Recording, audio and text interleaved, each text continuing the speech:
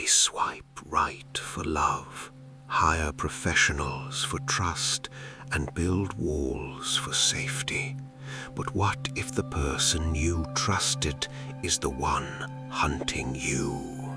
Tonight, we're diving into 3 chilling American nightmares, from a stalker who literally built a secret life in the woods behind his target's house, to a Craigslist trap that almost cost a man his life, and a dating app match that turned into a full-blown hunt. Lock your doors, dim the lights, and let's find out how well you really know the people around you. The world is a much darker place than most people care to admit. We walk through our daily lives, passing hundreds of strangers on the street, making small talk with co-workers and grabbing drinks with friends. But the truth is, you never really know what someone is capable of. You never truly know the monster hiding behind a smiling, familiar face. About 5 years ago, I did some freelance work as a private investigator. Now, don't worry, it's not nearly as glamorous or action-packed as Hollywood makes it out to be. Television shows tend to exaggerate it quite a bit. In reality, it's mostly just sitting around in a parked car for hours on end, drinking stale gas station coffee, observing and documenting. A lot of mundane surveillance work. During my time as a PI, most of my cases were pretty routine. Cheating spouses, insurance fraud, petty theft, nothing groundbreaking. But there was one specific case that completely shook me. A case that showed me how deeply depraved and twisted a human mind can get. To protect the privacy of the woman involved, I'm going to call her Sue. About 6 months into my PI career, Sue walked into my office. On the outside, she looked like a young, confident, and highly capable woman. She was sharp, well-spoken, and ran her own tech startup. But if you looked closely at her eyes, you could see a profound, paralyzing sense of fear. As she sat across from my desk, she took a deep breath and began to tell me a story that started years prior. Before making it big in the corporate world, Sue worked as a bartender at a local upscale pub in the city. She was trying to save up money to launch her own business, but it was slow going. During her shifts, she caught the attention of a man named Steve. Steve was a regular at the bar. He was a handsome guy, probably about 10 years older than Sue, and he exuded the aura of an incredibly wealthy man. He drove a pristine cherry-red Corvette, always looked like he was ready to attend a high-profile board meeting, and he was always the first person to whip out his wallet to buy expensive rounds of drinks for the entire bar.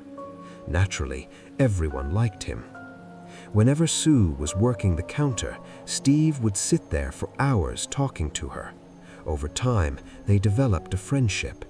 Sue eventually confided in him about her dreams, telling him about the company she wanted to start. Steve immediately showed a massive interest. Day after day, he offered her money, saying, "Let me invest in you, Sue. Whatever you need, I've got you covered." At first, Sue flat out refused. They had even gone out on a couple of casual dates early on, but she quickly realized there was no romantic spark. She told him explicitly that they were much better off as just friends. Steve smiled, shrugged it off, and said he understood. At least, that's what it seemed like on the surface. A couple of years later, Sue finally went on her own. She gathered a few independent investors and launched her startup. But halfway through the first year, she hit a massive wall. The company ran completely out of capital, and she was on the verge of bankruptcy. Desperate and with nowhere else to turn, she finally cracked and reached out to Steve. Steve was ecstatic. It was as if he had been waiting for this exact moment. Within 24 hours, he wired a massive amount of cash into her business account. Sue thought her prayers had been answered. She had no idea she had just signed a contract with the devil. Almost immediately after giving her the money, Steve's entire personality shifted. He became intensely, terrifyingly possessive. He started treating Sue not as a business partner, but as his property. Sue showed me the saved logs of calls and text messages from that time, and looking through them made my stomach turn. This guy was blowing up her phone 24 hours a day, 7 days a week. It didn't matter if she was in a client meeting, asleep, or out with family. Steve demanded an immediate response. If she didn't answer within 5 minutes, the texts would devolve into horrific, unhinged insults and violent threats. Because Sue felt guilty about taking his money, and because she had already spent it on company infrastructure, she was terrified to get the law involved. She felt trapped. But things got even worse when Sue tried to start dating again. Steve had essentially turned into her shadow. One night, she went out for drinks at a local lounge with a guy she'd been seeing for a few weeks. Midway through the night, the man put his arm around Sue's shoulder. Out of nowhere, Steve materialized from the shadows of the bar. Without saying a single word, he walked straight up to the guy and punched him squarely in the face, knocking him out cold right on the floor. Shockingly, no charges were ever filed against Steve. Sue suspected it was because he used his wealth to pay the guy off and quiet the establishment. From that night on, Sue's life became a living hell. She stopped sleeping. She developed a crippling paranoia that Steve was stalking her apartment at night. She would wake up in a cold sweat at 3 a.m., hearing what distinctly sounded like heavy footsteps pacing back and forth right outside her bedroom window. Whenever she looked outside, she would see a red pickup truck parked down the street under a broken street lamp, its headlights aimed directly at her complex. And then, with absolutely zero notice, Steve vanished. The non-stop phone calls stopped. The red truck disappeared from the street. The heavy footsteps outside her door faded away. It was as if he had never existed. Months passed, and then a couple of years. Sue assumed that Steve had finally moved on with his life. Her company skyrocketed in success, and she finally made enough money to buy a beautiful new house in a quiet, secluded suburban neighborhood, ready to start the next chapter of her life. Once she settled into her new home, she started thinking about Steve again, not out of affection, but out of necessity. She wanted to calculate every single dollar he had invested in her company and pay him back with interest, just so he would never have anything to hold over her head ever again. She tried calling the old number she had for him, but it was disconnected. She searched for him on Facebook, Instagram, LinkedIn. Nothing. He had zero digital footprint. She even went back to the old pub where she used to work and asked the management if anyone had seen him. They told her that Steve hadn't stepped foot in the area in over 2 years. He had literally vanished off the face of the earth. Sue was ready to just let it go and try to forget about him. And then the nightmare returned. It was a rainy Tuesday night. The clock on her nightstand read 2:45 a.m. The entire neighborhood was dead silent. Suddenly, Sue was jolted awake by a heavy, aggressive knock at her front door. Thud, thud, thud. Sue's heart dropped into her stomach. Nobody knocks on a door at 3 in the morning in a secluded neighborhood unless something is terribly wrong. She crept down the dark hallway into the living room. Right next to the front door was a small pane of glass. Very slowly, she peered through it out onto the front porch. Standing out there in the pouring rain was a tall, imposing figure. He was wearing a pitch-black hoodie, the hood pulled down low, completely obscuring his face in the shadows. But Sue didn't need to see his face. Her gut instantly told her exactly who it was. It was Steve. The figure knocked again, harder this time, causing the door to rattle in its frame. Sue didn't turn on any lights, and she didn't dare make a sound. She stood there frozen in terror, holding her breath.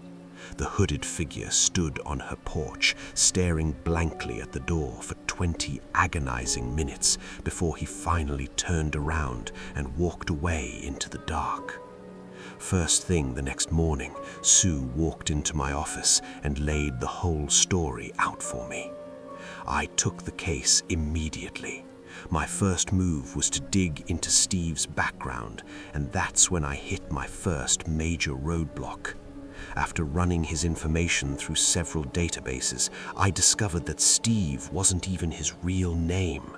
Furthermore, there was absolutely no record of him being a wealthy investor or businessman. In fact, he had played this exact same game in 2 other states under completely different aliases, flaunting fake wealth, renting luxury cars, and targeting vulnerable young women. But the trail went completely cold 2 years ago, right around the time he stopped contacting Sue. All his known aliases went quiet, his bank accounts were drained, and his rented properties were abandoned. While I was deep in the middle of this investigation, my phone buzzed. It was 1 a.m. on a Friday. Sue was on the other end, her voice trembling so violently I could barely understand her. "He's back," she whispered. "He's standing on my porch right now." I threw on my jacket, grabbed my flashlight, and flew down the highway to her house. But by the time I pulled into the driveway, the hooded figure was already gone. I knew right then that Sue wasn't safe. I told her I was going to pull an all-night stakeout in front of her house for the next few days. If this guy came back, I was going to catch him. The first 2 nights were completely uneventful, but on the 3rd night, at exactly 2 a.m., everything changed. The street was pitch black. Suddenly, I noticed a dark shadow emerge from the heavily wooded acres of forest that bordered the back of Sue's property. The figure was wearing the black hoodie.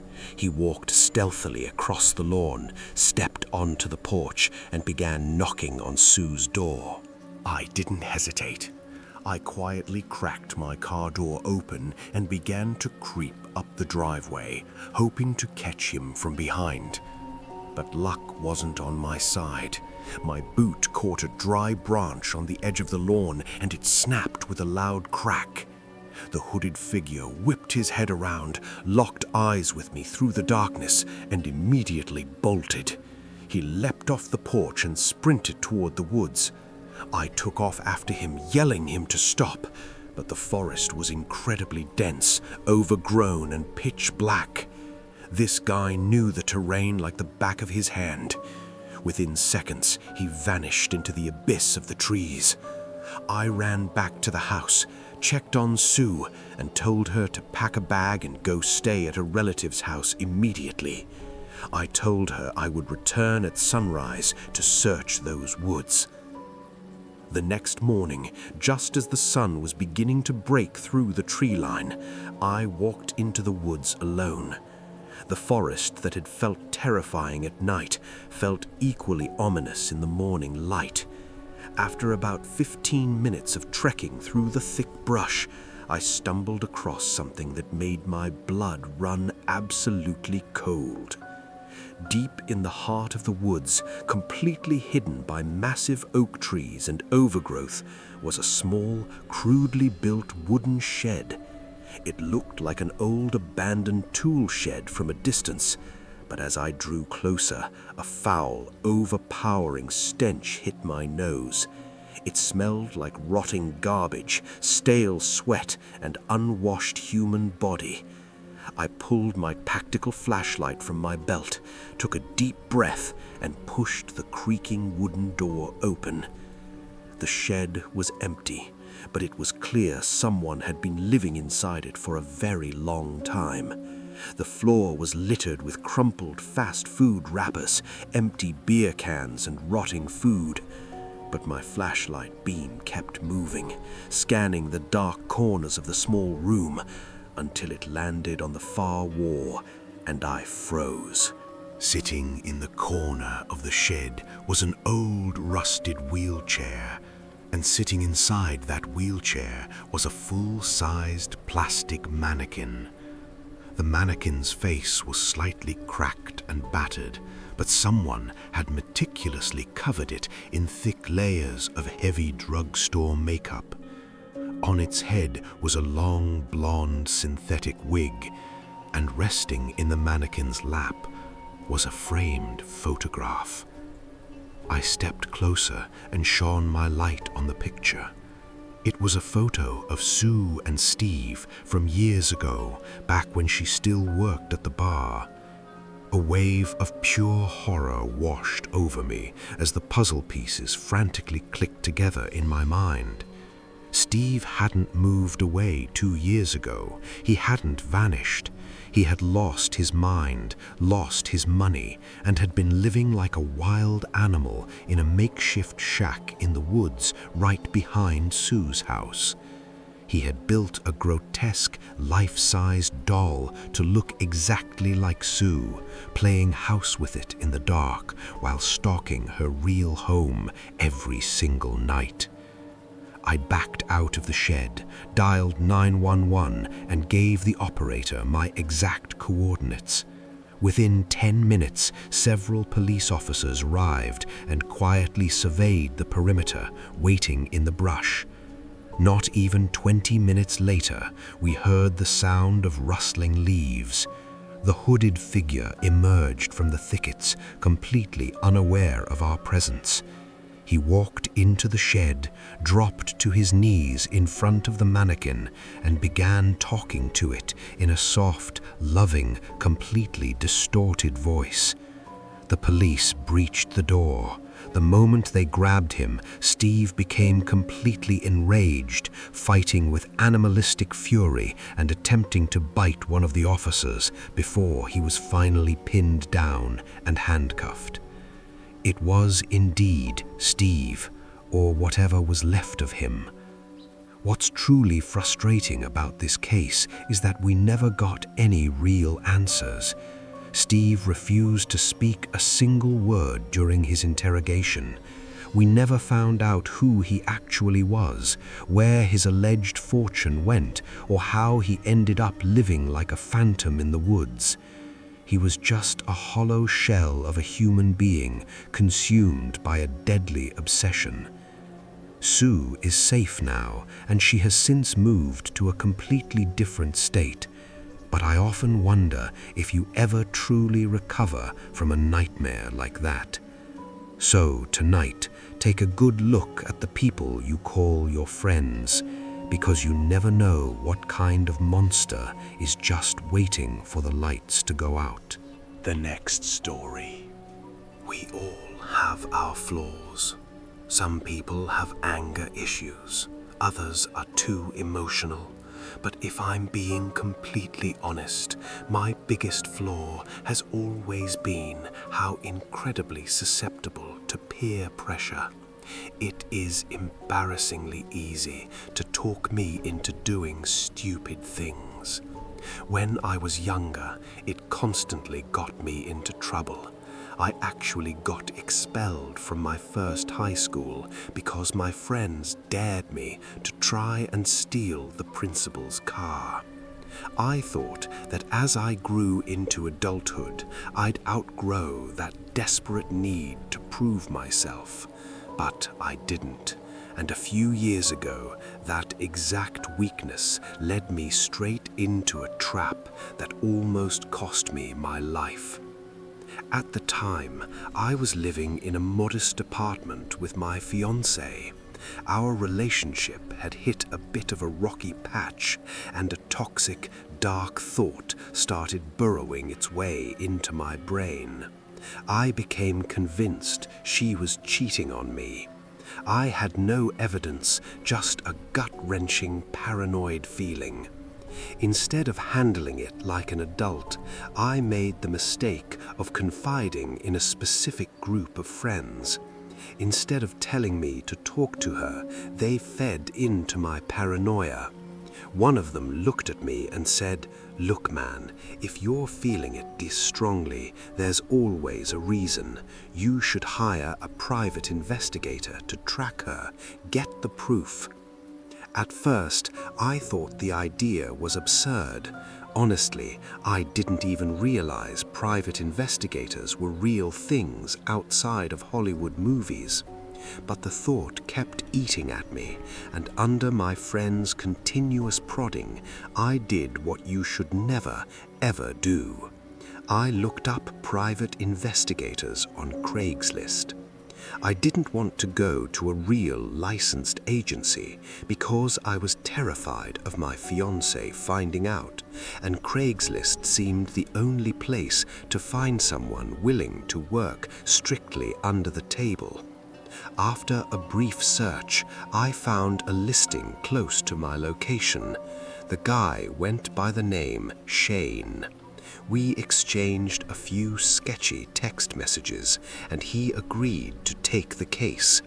He gave me a location to meet him to discuss the details, a local public park about 10 minutes from my apartment. Driving over there, my stomach was in knots. I felt incredibly greasy doing this. My fiancée was at home waiting for me, and here I was, playing detective behind her back. When I pulled up to the park, I texted Shane to let him know I was there. No response. I sat on a park bench, sweating through my shirt for 30 agonizing minutes before my phone finally buzzed. Shane texted me a precise spot to meet him, deep inside the park, right beneath a massive old oak tree. In my head, I expected a guy dressed like James Bond, sharp suit, dark sunglasses, professional demeanor. Instead, standing under that tree was a tall, heavily overweight man wearing faded, stained sweatpants and a ragged t-shirt. As I hesitated, he waved me over with a grin. "Hey man, I'm Shane," he said, introducing himself. Then he gestured to a young woman standing right next to him. "And this is my girlfriend, Gabby. She works with me, so you can trust her." Gabby was dressed even more unprofessionally than he was. They looked less like private eyes and more like a pair of local drifters. Shane must have read the sheer skepticism plastered all over my face because he immediately chuckled. "Don't worry about the clothes, buddy." Shane lowered his voice. "It's part of the job. We have to look like regular citizens to blend into crowds. If we showed up in tailored suits, people would spot us in a heartbeat. This is our camouflage." Looking back, it was a ridiculous excuse, but my desperate, paranoid mind bought it.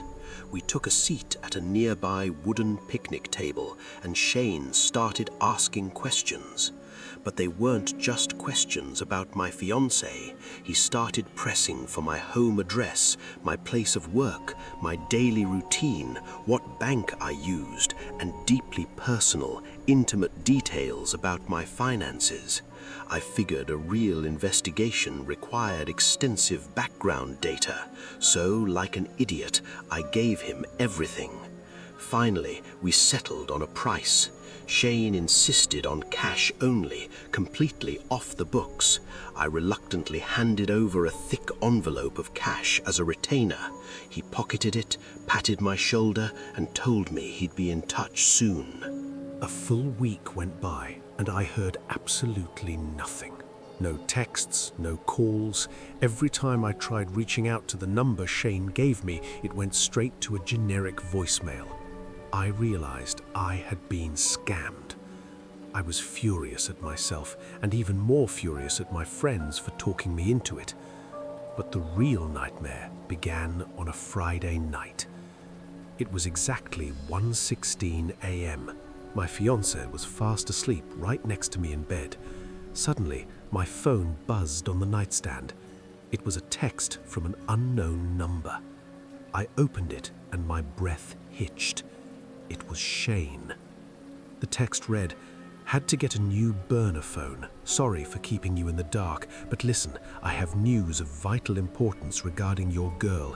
It can't wait until morning. You need to come meet me right now." A wave of confusion hit me. My fiancée had been home with me all day, and she was sleeping right beside me. When could she have possibly done anything? I texted him back, "Can it wait till morning? It's freezing outside." Shane replied instantly, "Morning will be too late. Bring the rest of the cash payment with you. Hurry." My logical thinking completely went out of the window. At that point in my life, I worked an on-call tech support job, so slipping out of the house in the middle of the night wasn't entirely unusual. I quietly got dressed, grabbed the remaining cash from my dresser, and slipped out the front door without waking my fiancée. The address Shane sent me was a completely dilapidated industrial part of town, only about a 10-minute drive.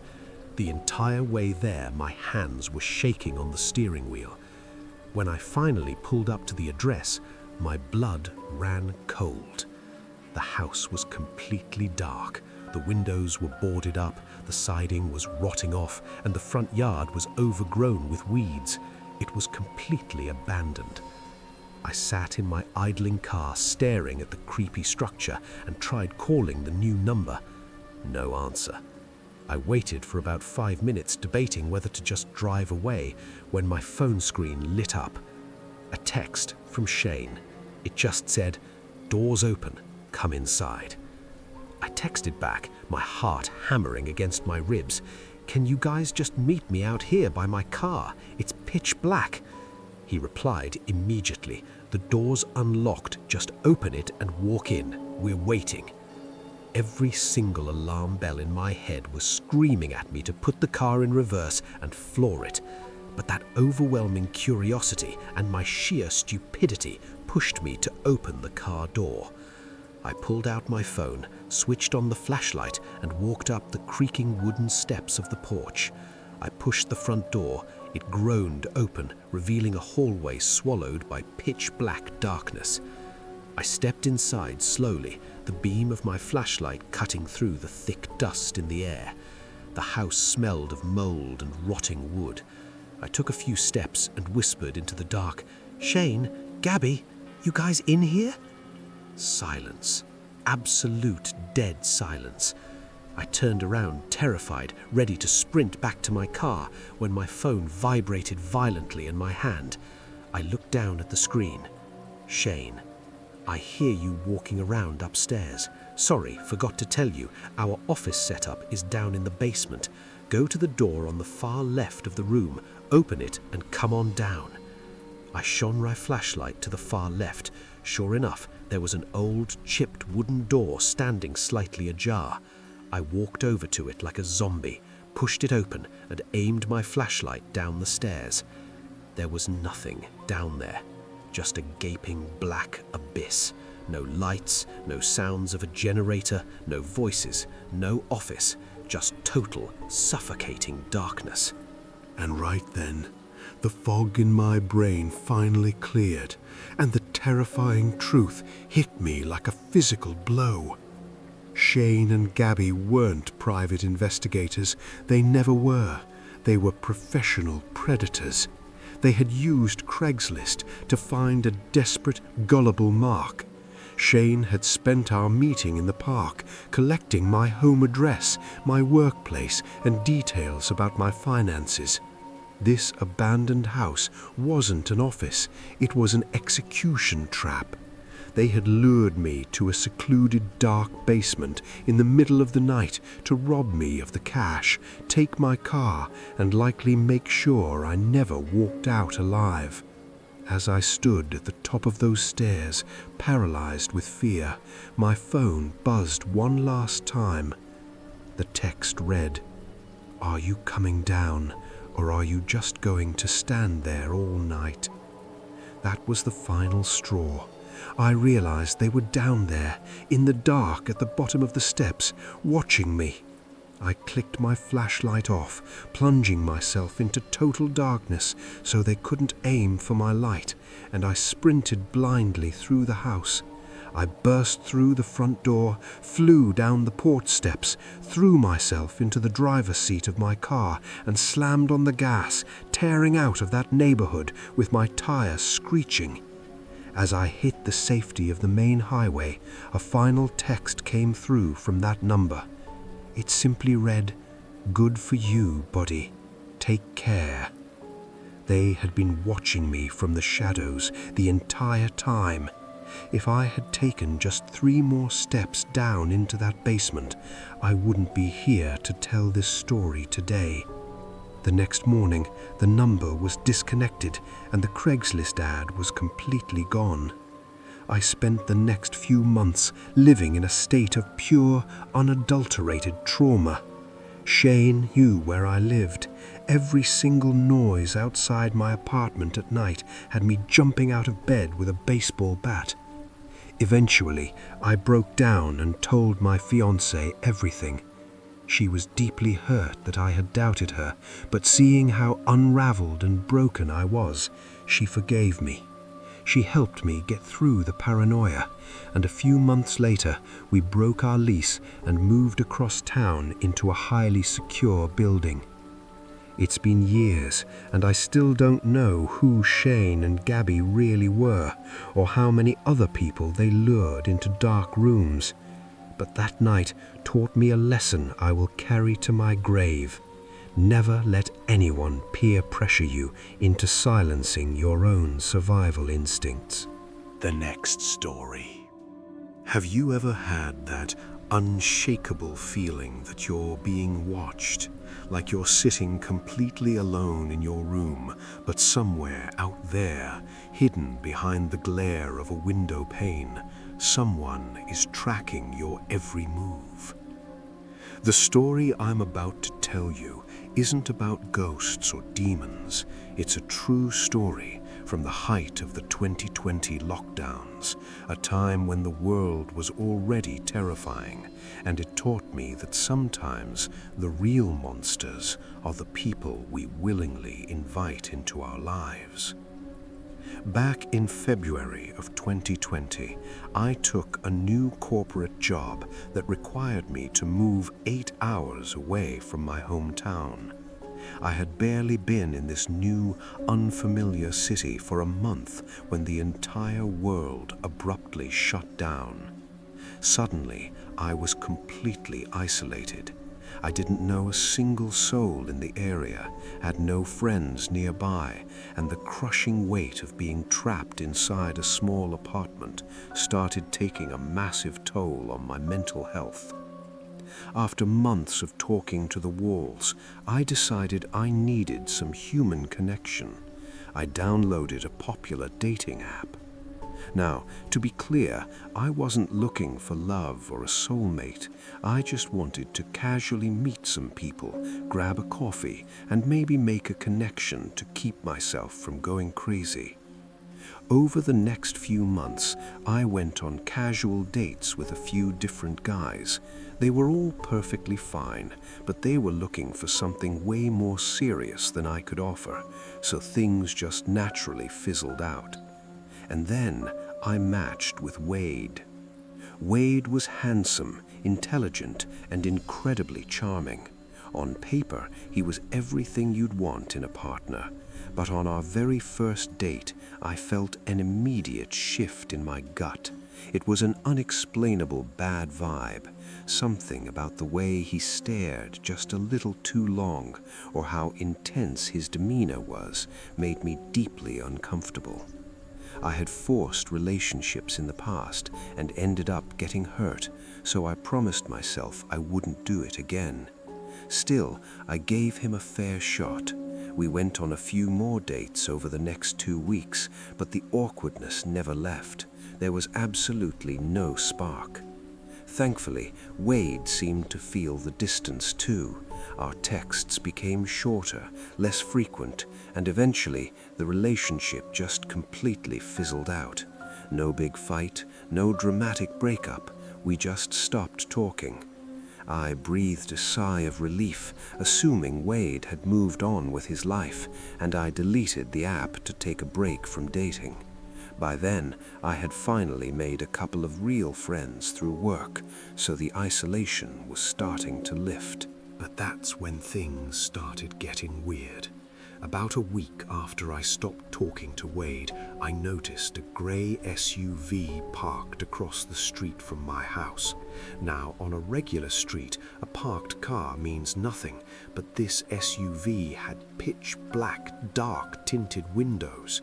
You couldn't see a single thing inside, and it was there every single night, parked under the dim street lamp from midnight until sunrise. After a week of seeing it, I started paying close attention to my neighbors' driveways. None of them had bought a new car. This vehicle didn't belong to anyone on my block. That weekend, I drove down to a busy grocery store to stock up on some food.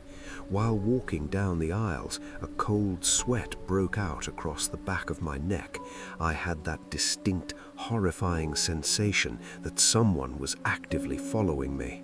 The store was packed, making it impossible to pinpoint anyone specific, so I quickly checked out and rushed into the parking lot.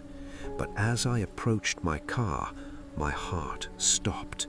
Parked in the exact spot right next to mine was the grey SUV with the tinted windows. I knew it was the same one. My hands were shaking so badly I could barely unlock my trunk. I threw my groceries inside, scrambled into the driver's seat, and turned the key. As I was driving past the front entrance of the store to exit the lot, I glanced toward the doors. Standing there was a tall man with slicked back hair, wearing dark sunglasses, staring dead at my car. He didn't blink, he just watched me drive away. I forced myself to calm down because I had a coffee date scheduled for later that afternoon with a guy named Paul. This was my first date since Wade, and I really wanted it to go well. Paul turned out to be incredibly charming and easy to talk to. For an hour, I completely forgot about the grocery store and the creepy SUV. We were laughing and having a great time. But then, as I was taking a sip of my coffee, I casually glanced out the window.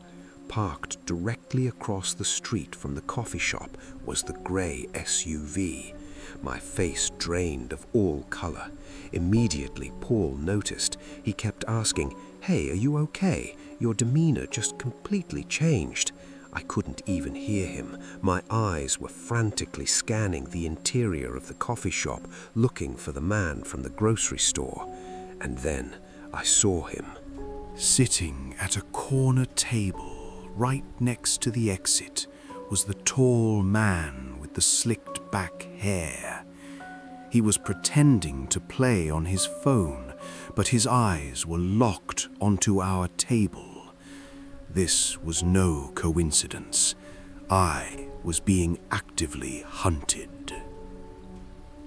I didn't want to freak Paul out on a first date by telling him I had a stalker, so I made up a lie about a sudden, urgent work-related issue. Paul was incredibly understanding. I said my goodbyes, bolted out the door, and took a long, winding detour home just to throw the guy off. It didn't work. When I looked in my rear-view mirror, the grey SUV was trailing 3 cars behind me.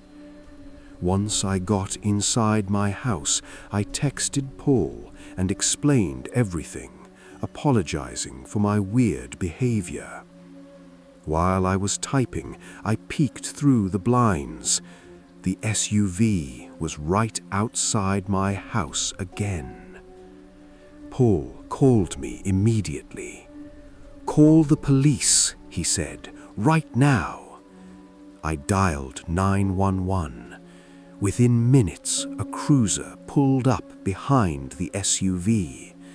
I watched from my dark living room as the tall man got out of the vehicle. He didn't look angry or nervous. He looked entirely calm. He reached into his jacket pocket and showed the officers an ID card. After talking for a few minutes, the officers walked up to my front door and knocked. When I opened it, the officer delivered a piece of news that blew my mind. "Ma'am, you don't need to panic," he said. "The man outside is a licensed private investigator. Someone hired him to conduct surveillance on you. Technically, he hasn't broken any laws, so we can't force him to leave." I was paralyzed. I was new to this city. I barely knew anyone. Who on earth would spend thousands of dollars to hire a professional PI to follow me? The SUV didn't come back over the next few weeks. I guess the investigator realized his cover was blown. But the feeling of being watched never truly left me, and not knowing who had hired him was eating me alive. In the meantime, Paul and I kept seeing each other, and he became a huge source of comfort for me. A month later, we decided to go for a weekend hike at a beautiful, heavily wooded state park in the area. The scenery was stunning, but as we walked deeper into the isolated trail, that familiar chill crept up my spine. It wasn't just me either. Paul kept stopping and looking back into the dense brush. "I swear it feels like someone is walking parallel to us in the trees," Paul whispered. I tried to laugh it off to keep from ruining the day. "Oh, don't worry," I joked. "It's probably just another private investigator trying to finish the job." Paul laughed, and we continued our hike.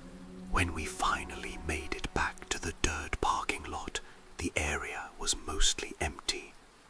Paul said he needed to use the trailhead restroom before we drove back. I stood by the side of his car, scrolling through my phone. Suddenly, I heard the loud, aggressive sound of heavy footsteps sprinting through the dry leaves behind me. Before I could even turn around, a hand clamped down onto my arm with a crushing grip. I whipped my head around, and my heart stopped. It was Wade.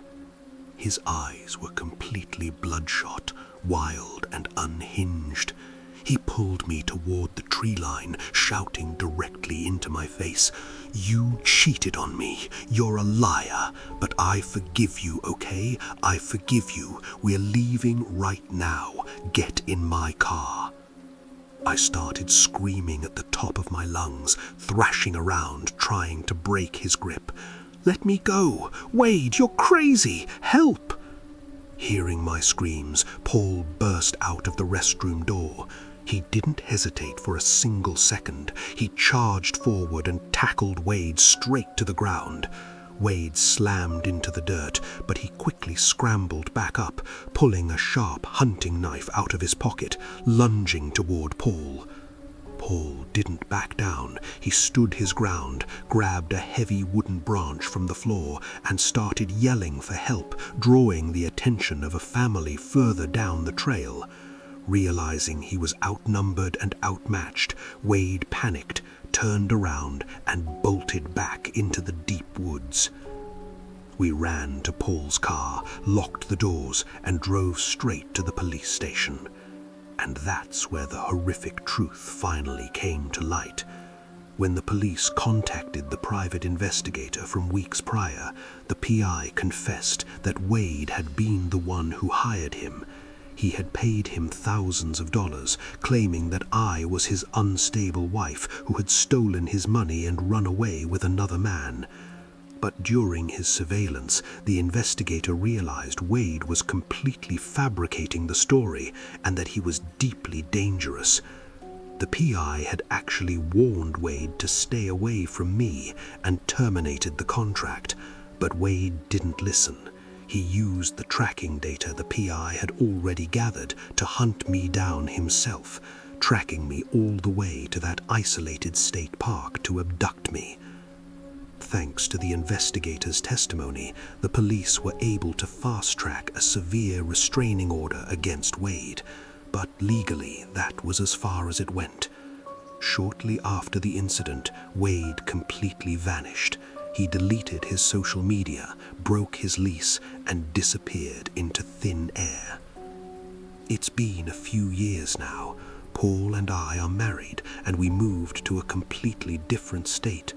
But to this day, whenever I see a grey SUV, my hands start to shake. I shudder to think about what would have happened if Paul hadn't been there that afternoon. Dating apps make it so easy to let strangers into our lives, but just remember, behind that charming, normal profile picture, there could be a complete psychopath just waiting for the right moment to strike.